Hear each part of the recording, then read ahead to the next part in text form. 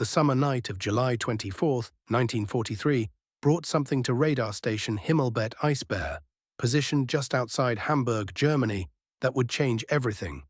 Obergefreiter Klaus Hartmann sat rigidly before his Würzburg radar display, his fingers locked around the range adjustment knob, unable to move as he witnessed something that shattered every rule he had learned about how radar was supposed to behave.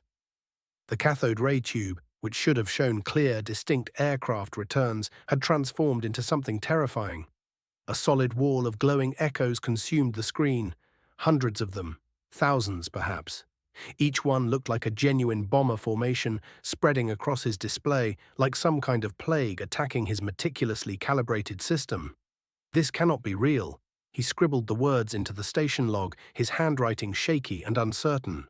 "Either every single Allied bomber that exists is coming for Hamburg tonight, or the British have figured out something we never saw coming.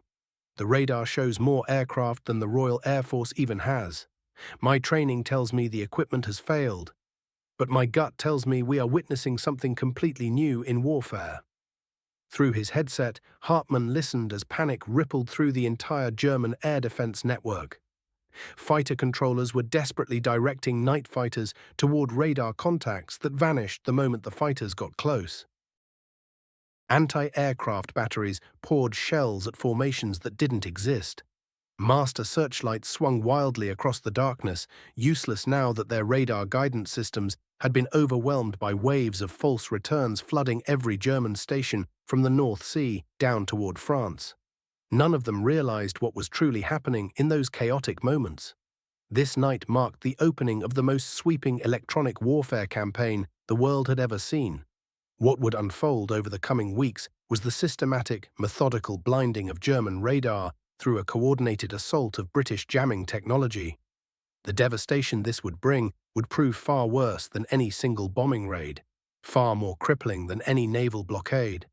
Germany would be forced to pull 7,000 of its best radar and electronics experts away from vital weapons development, sending them on a desperate and ultimately pointless hunt for countermeasures. The invisible war was beginning, and Germany was already on the losing side. For 4 years, German confidence had rested on a single foundation: radar supremacy. Since 1939, the Luftwaffe had constructed what military experts worldwide considered the most advanced air defense system ever created. Teams working at Telefunken and other German electronics companies had built something that represented the very cutting edge of radio detection technology. Freya early warning radars reached out across enormous distances, detecting bomber formations more than 120 kilometers away. The powerful Würzburg gun-laying radars, meanwhile, could follow individual aircraft with such precision they could guide night fighters right to the kill, or direct anti-aircraft guns with brutal accuracy. The Kammhuber line, named for General Joseph Kammhuber, who ran Germany's night fighter operations, was a patchwork of overlapping radar coverage protecting every approach into Germany. Every sector contained ground radar stations that worked in perfect coordination with a single night fighter above, equipped with its own airborne Liechtenstein radar. Night fighting had been transformed from blind fumbling in darkness into calculated surgical interception. German pilots possessed every advantage imaginable. A radar operator named Simon, working with the 4th Night Fighter Division, had joined the Luftwaffe in 1940, full of faith in German technical superiority. His schooling at the Luftwaffe Radar School had strengthened that confidence. "For 3 years we tracked British bombers with almost no effort," he would write to his family that December. "We guided our night fighters to them like shepherds directing dogs toward sheep. The British flew through darkness, believing it would protect them. We saw them as plainly as targets on a shooting range. Our technology could not fail." That belief held firm until that July night when everything fell apart. The Würzburg radar represented the finest engineering Germany could produce. Running at a 53-centimeter wavelength on frequencies near 560 MHz, it could determine distance with precision down to 25 meters and pinpoint a target's angle within a quarter of a single degree. The enormous parabolic dish, nearly 8 meters across, rotated with smooth precision on carefully engineered bearings. A servo system representing the latest in automation technology kept it locked on targets constantly. Hundreds of these sets rolled out of German manufacturing plants, each one demanding more than 3,000 hours of expert labor to assemble and fine-tune. By the middle of 1943, German radar coverage stretched like an electronic barrier from Norway all the way to the French coast. Allied bomber crews had learned to fear it deeply. The losses had been climbing steadily through 1942 and into 1943 as German night fighters grew more skilled and coordinated. When Berlin came under attack in March 1943, Bomber Command lost 5.2% of every aircraft it sent. Come June, and raids targeting the Ruhr cost 4.7% of the force. These losses were unsustainable, threatening to destroy the entire strategic bombing campaign before it could achieve anything. Air Chief Marshal Arthur Harris did the calculations with grim precision. At this rate, we will lose all our trained crews before Germany runs out of cities to defend. American day bombing faced the same brutal mathematics. The 8th Air Force sent B-17 Flying Fortresses and B-24 Liberators through curtains of radar-guided anti-aircraft fire that took aircraft down with mechanical efficiency. Würzburg radars followed the tight formations of bombers, feeding targeting information to mechanical computers that predicted exactly where shells needed to explode. Deep raids into Germany meant losses that regularly went above 10%. When Schweinfurt came under attack in August 1943, American bombers paid a catastrophic price. 60 aircraft from the 376 that launched never made it home, a 16% loss rate that nearly broke the American bombing campaign entirely. What the Luftwaffe and its radar operators failed to understand was that British and American scientists had been preparing a counterattack of remarkable sophistication. The Telecommunications Research Establishment in Malvern, England, and the Harvard Radio Research Laboratory in Massachusetts had been developing radar countermeasures since 1942. All conducted in absolute secrecy, this work would produce technologies capable of making German radar virtually useless. The British discovery came from an unexpected place. A Welsh physicist named Joan Curran, working in the radar countermeasures team at TRE, had been testing simple strips of metal foil. Her experiments proved that aluminum strips cut to precisely half the wavelength of German radar frequencies would bounce radar pulses back with remarkable power. Each strip, costing barely a penny to manufacture, would show up on a radar screen as though it were a large bomber. Drop thousands of these strips from an aircraft and you would create a massive cloud of false returns capable of completely drowning out a radar display. The idea was beautifully straightforward, yet bringing it into actual use had been blocked for over a year by a peculiar strategic standoff. German researchers had independently created the identical solution, calling it Dupel, after the Berlin suburb where they conducted the research. Both nations possessed the ability to render enemy radar blind, but neither dared use it first. Professor Frederick Lindemann, Churchill's scientific advisor, had strongly advised against deploying what the British called window. If we deploy it, he warned to the War Cabinet, the Germans will copy it immediately and use it against our own defences when they raid Britain again. The commands responsible for fighter defence and anti-aircraft protection, still haunted by memories of the Blitz, kept the technology locked away for 13 months. By July 1943, however, the situation had changed. Most Luftwaffe bombers had been reassigned to fighting in the east. German bombing raids on Britain had become little more than occasional nuisance attacks. More importantly, British intelligence indicated that Germany had not introduced any new radar frequencies that would resist window jamming. The decision was made. Operation Gomorrah against Hamburg would introduce the technology that would reshape electronic warfare forever. Production accelerated to an almost unbelievable pace. Factories across Britain, connected to the Ministry of Aircraft Production, began churning out window in numbers that overwhelmed the logistics system. Every bundle contained 2,200 strips of aluminum foil glued to paper, measuring about 27 centimeters long and 2 centimeters wide. Workers, many of them women brought into the workforce for the war effort, initially cut and packaged the strips by hand before machines took over as production demands exploded. By late July 1943, British industry was manufacturing over 200 million strips each week. There was enough to equip every single bomber flying operations against Germany. The plan for actual deployment was worked out in meticulous detail. On July 23rd, 24 Lancaster crews received special briefing about this new equipment. Flight Lieutenant Harold Martin, a veteran of the famous Dambusters operation, noted his initial reaction in his logbook. We were instructed to drop bundles of what resembled Christmas tinsel down the flare chute, releasing one bundle every minute while using a stopwatch to time it properly. The intelligence officers guaranteed this simple action would completely blind all German radar. Most of us thought the officers had lost their minds entirely. How could scraps of foil disable the whole German air defense network? We would discover the answer fairly quickly. The night of July 24, 1943, started like so many bombing missions before it.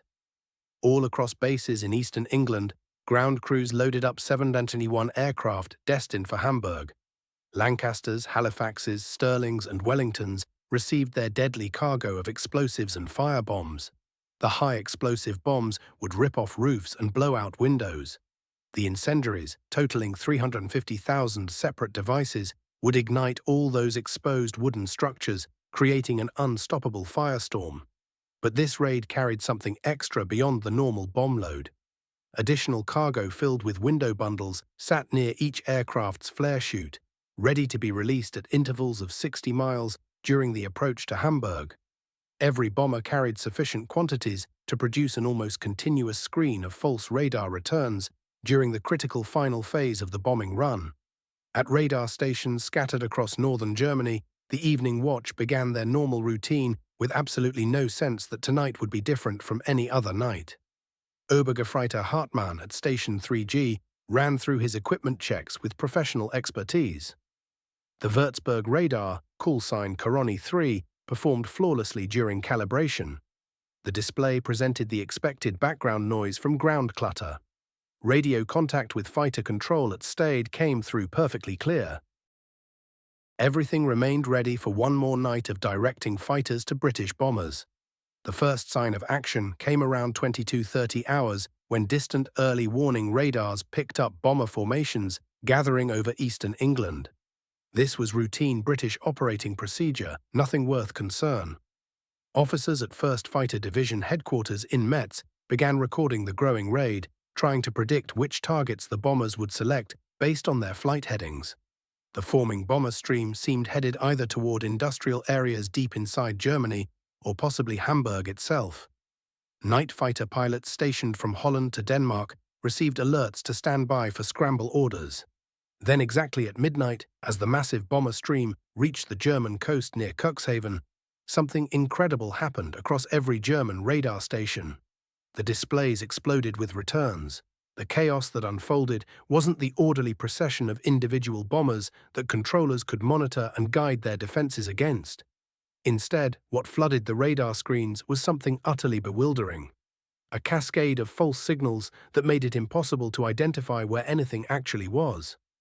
At Station 3G, Hartmann felt his stomach drop as he stared at his meticulously configured display. What had been 3 distinct bomber formations minutes before had transformed into what looked like hundreds of aircraft scattered across a front stretching 30 kilometers in every direction. The impact rippled through every fighter control room with devastating speed. Men who'd spent months learning to vector night fighters toward precise targets suddenly found their instructions becoming meaningless. A controller sitting at one station frantically radioed divisional headquarters, his voice tight with urgency. "Bombers are appearing everywhere," he reported, "but we cannot establish their positions. The radar shows nothing but solid returns across our entire sector. It's impossible to direct fighters to anything specific." Those master searchlight batteries, which had relied entirely on radar guidance to hunt bombers through the darkness, began sweeping wildly across the sky with no purpose, no target, nothing. The Würzburg radars displayed the identical incomprehensible wall of returns. Should crews illuminate where the radar was pointing? But everywhere they looked showed targets, and when they actually turned their lights toward where the data said something should be, they found only empty darkness. The anti-aircraft batteries were struck by the same paralyzing uncertainty. Flak crews depended absolutely on that radar direction to aim their guns at aircraft they couldn't see in the night. Their predictor computers needed accurate range and bearing information to calculate where shells needed to go. But their Würzburg radars were feeding them impossible data now, bombers appearing at every altitude, from every direction, at every range, all at once. Some batteries simply opened fire randomly into the general area where radar indicated activity. Others stopped shooting entirely. Their commanders recognized that blind firing wasted ammunition and gave away their positions to British bombers overhead. In the cockpits of Bf-110 and Ju-88 night fighters, pilots faced identical confusion. The airborne Liechtenstein radars that had been so devastating at locating bombers in darkness now showed the same bewildering mess of returns that was paralyzing the ground stations. Major Heinz Wolfgang Schnaufer, already an ace with 19 victories to his name, found his radar completely swamped.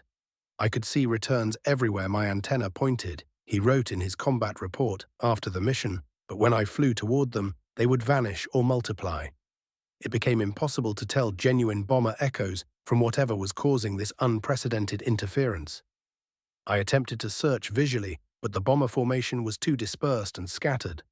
We flew blind that night, our advantage completely stripped away.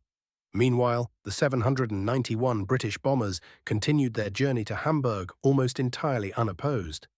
The crews executing their window drops exactly as they'd been briefed found themselves conducting a bombing operation that felt almost surreal, as if German defenses had simply ceased to exist. That night, only 12 aircraft failed to return. A loss rate of 1.5%, vastly different from the 5% losses that had become routine on recent operations. Flight Lieutenant Martin couldn't hide his amazement. The searchlights below waved around randomly, never catching any aircraft, he recorded. The flak was sporadic and clearly panicked. Not a single night fighter made a firing pass at our formation. The intelligence officers had been correct all along. Those simple strips of foil had rendered the entire German air defense system powerless. The bombing itself unfolded with remarkable precision. The H-2S ground-scanning radar, a new British innovation using centimetric wavelengths, gave the Pathfinder aircraft crystal-clear images of Hamburg's coastline and the inland waterways cutting through the city. Marker flares dropped by the Pathfinders ignited exactly over the designated aiming points. When the subsequent waves of bombers released their devastating loads, they did so with textbook accuracy. High explosive bombs demolished buildings across the Altstadt and Neustadt districts. Incendiaries fell into the open structures and ignited fires that merged together into a conflagration visible from 200 kilometers away. Hamburg's fire department later documented 2,300 individual fires started that single night, far more than they could possibly control. For Klaus Hartmann and the radar operators scattered across northern Germany, the night stretching from July 24th into the 25th ended with a profound sense of failure intertwined with fear. As dawn broke and British bombers headed back toward England, the mysterious false returns gradually cleared from the radar displays. The Würzburg radars returned to normal operation, tracking the departing bombers with their usual reliability. But the damage to German confidence was absolute and complete. "We had been rendered blind," Hartmann wrote in the station log, "by technology we did not understand and cannot counter. If the British can repeat this, our entire air defense system is obsolete." We had become useless overnight. The German response came swiftly, though ultimately it would prove futile. At Luftwaffe High Command, General Kammhuber immediately called an emergency conference bringing together radar specialists and fighter commanders. The question everyone needed answered was how the British had managed to blind German radar so thoroughly. Initial theories ranged from new electronic jammers to some revolutionary breakthrough in radar absorption technology. The truth turned out to be both simpler and far more devastating than anyone had imagined. The answer arrived with brutal clarity when German forces searching through Hamburg found the streets covered in millions of thin aluminum strips. Soldiers, police officers, and fire crews moving through the devastated city discovered the glittering foil hanging from trees, blanketing rooftops, piled in the streets, and drifting in the canals. Dr. Hans Plendl, the Reich's plenipotentiary for high-frequency research, examined samples brought to him with mounting dread. Within hours, he confirmed what every German radar specialist had secretly feared. The British had deployed Dupel, the identical radar countermeasure that German scientists had actually developed years earlier, but had chosen never to use, fearing British retaliation. The implications struck immediately and with devastating force. Germany possessed no quick countermeasure because German planners had believed British radar was years behind their own capabilities. No one had bothered developing defenses against Dupel because using it first seemed strategically impossible. Now the British had called Germany's bluff, and the truth was exposed. The Emperor had no clothes. Every radar station in the entire German air defense network was vulnerable to this same simple, cheap countermeasure.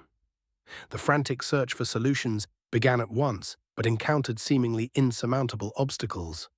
General Kamhuber later told Allied interrogators after the war that Window's timing had been catastrophically perfect for Britain. Had you introduced this 6 months earlier, he explained, German industry might have had time to develop and mass-produce radar sets operating on completely different frequencies, immune to this particular jamming wavelength. But by July 1943, German radar production facilities were already fully committed to existing designs. The electronics industry was stretched to its absolute limit, supporting V-2 rocket development, new aircraft radars for night fighters, and a dozen other urgent programs. There simply wasn't spare capacity to retool for entirely new radar frequencies. The immediate tactical response was almost primitive in its desperation. Oberst Hayo Hermann, a veteran bomber pilot, proposed a solution he called Wild Sow, or Wild Boar. Single-seat day fighters would be pressed into service as night fighters, depending entirely on visual acquisition of bombers silhouetted against searchlights and fires burning below. Fighter pilots would be directed to general areas where window concentrations pointed to bomber activity, then would hunt independently using their eyes rather than radar. It was a brutal tactic that achieved some results, but at a terrible price. Day fighter pilots who'd never trained for night flying and lacked proper instrumentation suffered devastating losses to accidents and friendly fire. The tactic represented little more than a desperate admission that German technological superiority had vanished in a single night. The Americans, watching British success with Window, immediately stepped up their own radar countermeasures program. The Harvard Radio Research Laboratory, working in close partnership with British scientists at Malvern, had been developing electronic jammers capable of actively disrupting German radar rather than merely creating false echoes. Their most successful creation was a device called Carpet, specifically engineered to jam the Würzburg gun-laying radars directing German anti-aircraft fire. Carpet embodied elegantly conceived electronic warfare technology at its cutting edge.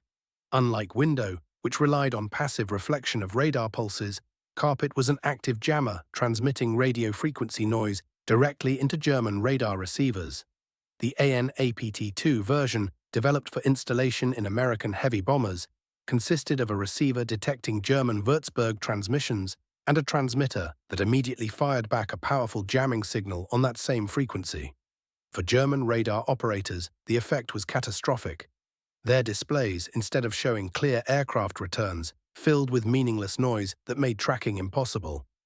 Technical Sergeant Robert Chen, a radar countermeasures officer flying with the 384th Bomb Group, described Carpet's effectiveness in a combat report filed in December 1943. RB-17 carried 2 carpet jammers, one operated by myself and one by the ball turret gunner when we were over enemy territory. I would scan the frequencies used by German gun-laying radar using my AN/APR-4 search receiver. When I detected a Würzburg transmission indicated by a characteristic pulse pattern, I would tune one jammer to that frequency and activate it. The German radar would immediately be flooded with noise. We could actually see the effects from the bomber as flak bursts that had been tracking us accurately would suddenly scatter wildly, firing at random altitudes and bearings. It was enormously satisfying, watching German gunnery degrade from precision to guesswork. By late 1943, the combination of Window and Carpet had reduced German anti-aircraft effectiveness by an estimated 75%. 8th Air Force statistical analysis showed dramatic decreases in bomber losses to flak on missions where radar countermeasures were employed. Bomb groups using both window and barrage jamming reported flak losses dropping from 2.5% to 0.4%, with major battle damage declining from 5.5% to 0.8%. These numbers represented hundreds of bombers and thousands of aircrew lives saved through electronic warfare rather than armor or firepower.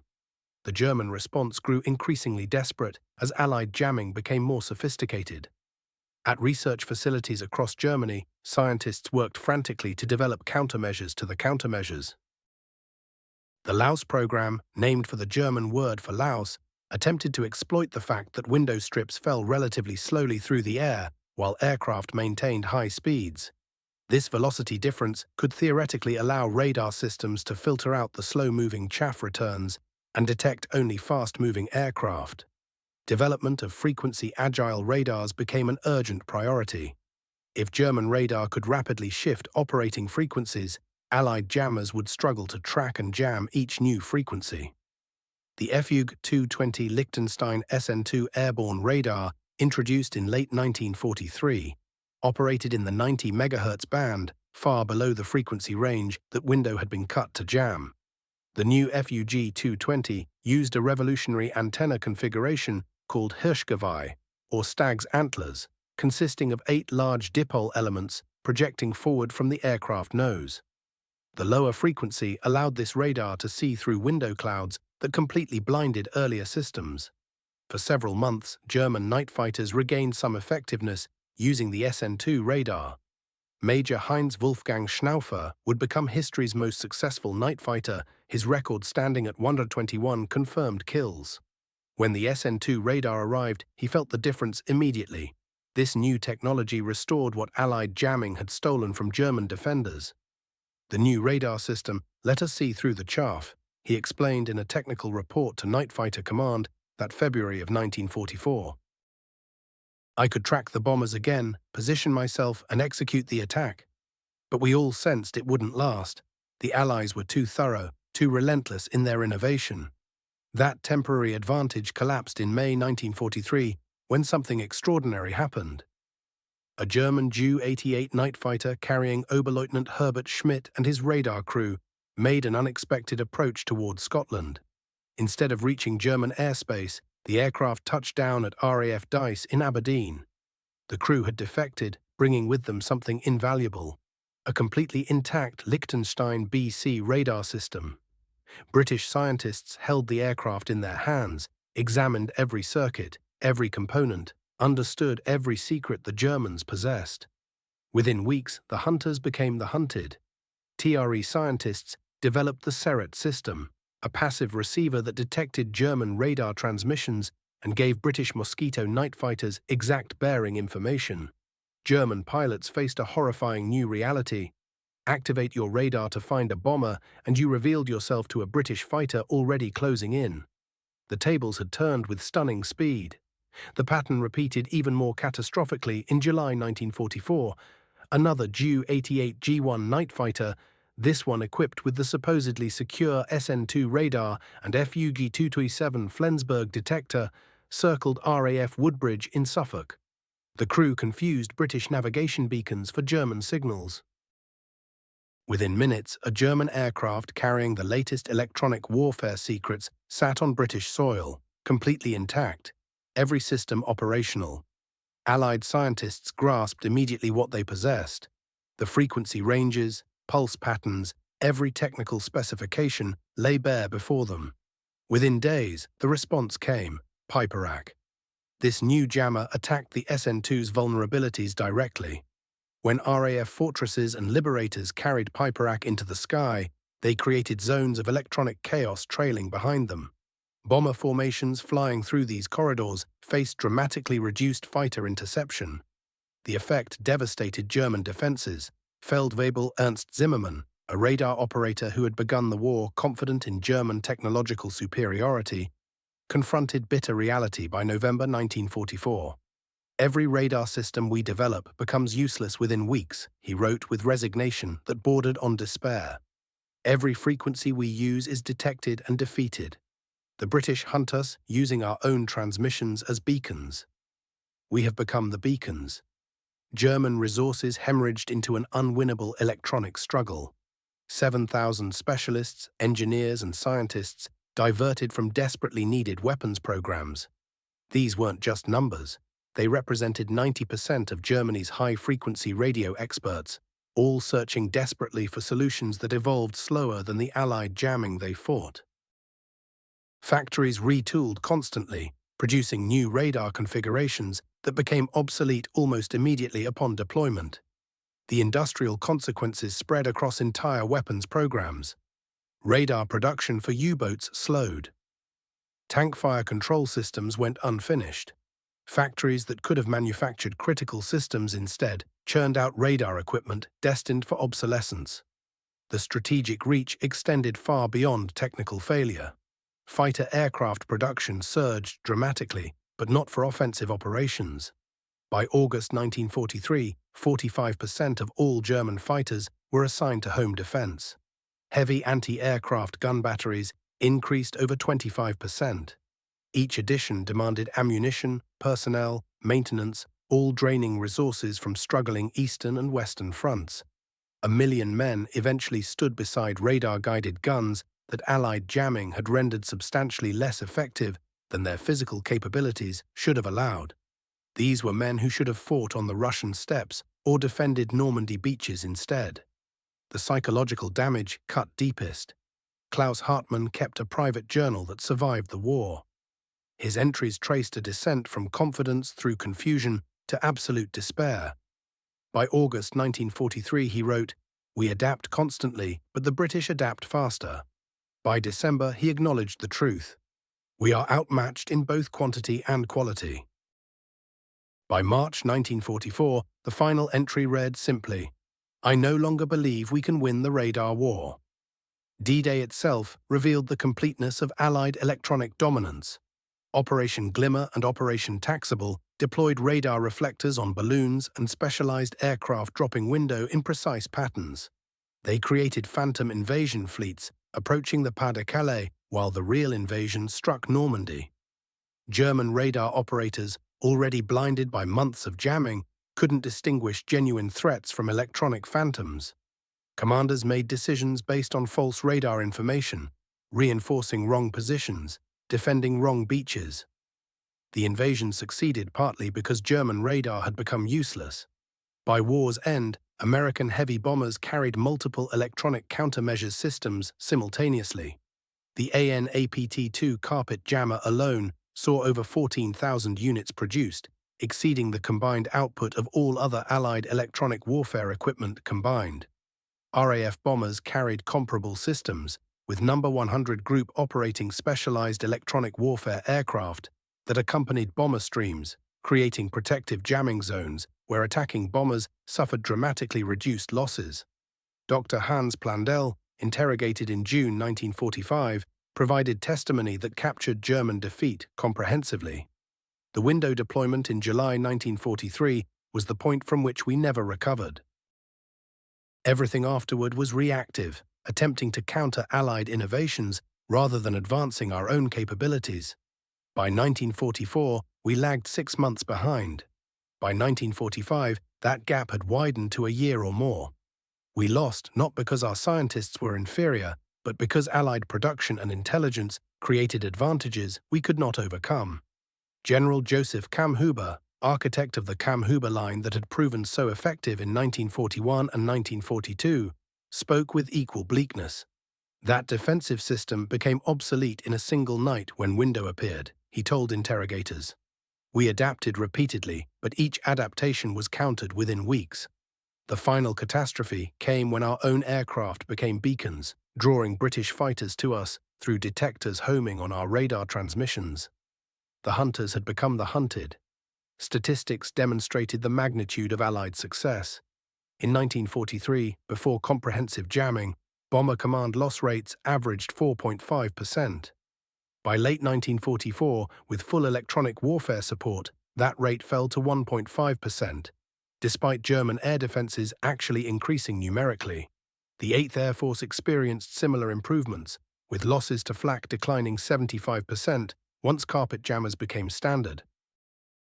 Conservative estimates suggest radar countermeasures preserved over 450 heavy bombers in the 8th Air Force alone, representing approximately 4,500 aircrew members who returned home because scientists had outthought German radar. Klaus Hartmann survived the war and emigrated to America in 1952, eventually working as an electronics engineer in California. In a 1978 interview reflecting on that July night 35 years earlier, he offered profound insight. When my radar screen filled with impossible returns, I knew instantly everything had changed. The British had achieved something impossible. They made their bombers invisible not through stealth, but by overwhelming our ability to distinguish signal from noise. In retrospect, that was the night Germany lost the air war. We didn't recognize it immediately, but the outcome was determined when our technological advantage evaporated like morning fog beneath sunlight. The invisible war fought in the electromagnetic spectrum proved as decisive as any campaign with bombs and bullets. Electronic warfare, barely conceived before 1940, evolved into critical military doctrine. The fundamental pattern established then would define military technology development for decades. Detection spawns countermeasures. Countermeasures spawn countermeasures, an endless cycle of technological thrust and response where the advantage always remains temporary. Germany's defeat in this domain came not from inferior capability, but from the inability to sustain innovation faster than Allied scientists could counter it. German radar operators, skilled and dedicated, found themselves fighting battles they could not win because Allied scientists had solved problems German planners never imagined existed. The broader lesson extended beyond radar. Electronic warfare established that modern conflict occurs simultaneously across multiple domains.